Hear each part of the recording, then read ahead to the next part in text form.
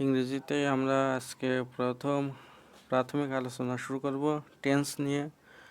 সহজ, যাই হোক, টেন্স শিখতে হলে অত্যন্ত সহজ ও সাধারণ কয়েকটি বিষয় খেয়াল রাখতে হবে। বিষয়গুলো হলো number, person, subject, verb, object মনে রাখতে হবে।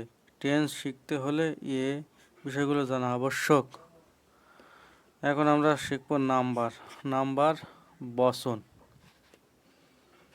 নাম্বার বা বচন। নাম্বার দুই প্রকার: সিঙ্গুলার নাম্বার, এক বচন। কোনো কিছু একটা হলে তা সিঙ্গুলার নাম্বার হয়, যেমন বয়, পেন, গার্লস, ম্যান, বুক, হি, সি ইত্যাদি। দুই হলো প্লুরাল নাম্বার, বহু বচন। কোনো কিছু এর অধিক হলে তা প্লুরাল নাম্বার হয়, যেমন boys, girls, pen, men, books, we, they ইত্যাদি।